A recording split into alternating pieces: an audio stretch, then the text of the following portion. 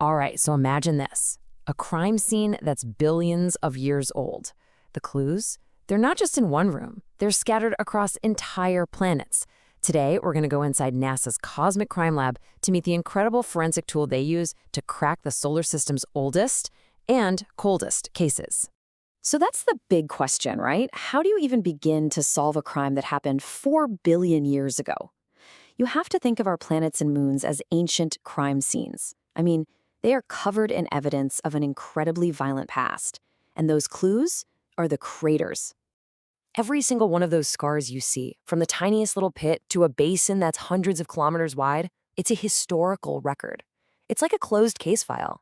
But how do you read it? To understand the language these craters are speaking, we need some kind of Rosetta Stone. Well, here's the thing. You can't solve this kind of crime just by looking at the aftermath. To really get what happened, you have to recreate the impact itself, moment by moment. And to do that, you're going to need a very, very special kind of laboratory.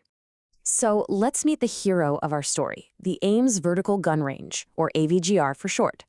Now, this isn't just any old lab. This is NASA's #1 facility for impact science. Think of it as the place where scientists basically get to direct their own cosmic chaos, all in the name of figuring out our universe. So how in the world does this thing work? Well, at its heart is something called a light gas gun. Now, forget gunpowder. This is way cooler. It uses a 2-stage system where a charge super compresses hydrogen gas. Then, that gas acts like a giant invisible spring, launching a tiny projectile at just unbelievable speeds. It's really less of a gun and more of a hydrogen catapult. And the top speed? We're talking an incredible 7 kilometers per second. Let me put that another way for you. That's over 25,000 kilometers per hour. And just to give you a little perspective on that, at that speed, you could zip from Amsterdam to Paris in less than 2 minutes. We are dealing with so much energy here that the projectile itself, which, by the way, is sometimes just a tiny glass bead, has the same kinetic energy as a powerful explosion. Okay, so you've got this incredible tool. How do the scientists actually use it to direct that cosmic chaos? I mean, how do you go about recreating a collision that happened millions of years ago right inside a lab? Well, the whole process is incredibly precise. First, they take a target. It could be sand to act like the moon's surface, or solid ice to mimic a comet, and they place it inside a huge vacuum chamber. Then, they fire the gun. And this is where the magic happens. A whole array of ultra-high-speed cameras captures the event, filming at up to 1 million frames a second. It literally freezes a moment in time that's over in a flash. And what those cameras have shown us is one of the most mind-bending things about hypervelocity physics. See, at 25,000 kilometers an hour, the normal rules of solid matter they kind of break. For a split second, the insane pressure and energy of the impact forces solid materials to act in a totally different way. You heard that right. For a tiny fraction of a second, solid granite behaves just like water. It flows, it splashes. This discovery was an absolute game changer. It's why big craters on the moon have that mountain peak right in the middle. It's just like when you throw a stone in a pond and a little drop splashes back up. The crater floor rebounds and then freezes mid-splash, forming a mountain. The AVGR is what let us actually see this happen for the first time. So, now that we can recreate these impacts, what has this cosmic crime lab actually taught us?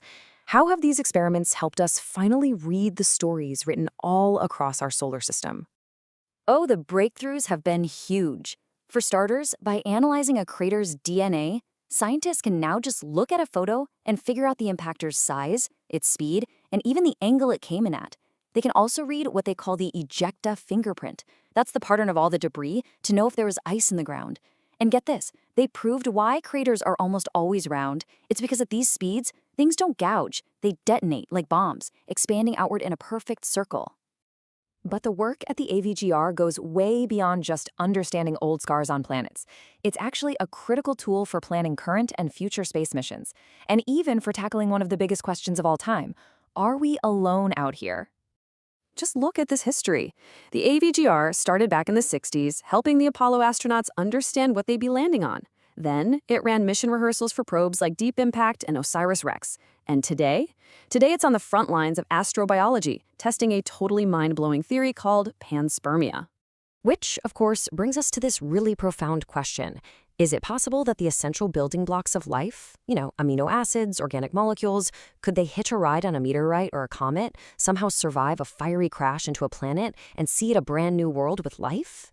And the answer, believe it or not, according to the experiments at the AVGR, is yes. It seems they can. They've actually loaded projectiles with this organic material, fired them into targets, and found that the building blocks of life can, in fact, survive the hellish conditions of a cosmic collision. This gives a lot of weight to the idea that life might not just be a local thing, but something that travels the galaxy. So, the next time you look up at the moon, don't just see a bunch of holes. See a history book, a collection of cosmic cold cases. And know that right here on Earth, in a lab with the universe's most powerful gun, scientists are busy reenacting those ancient crimes, scene by scene, to understand how worlds are formed, how they're destroyed, and maybe, just maybe, how they come to life.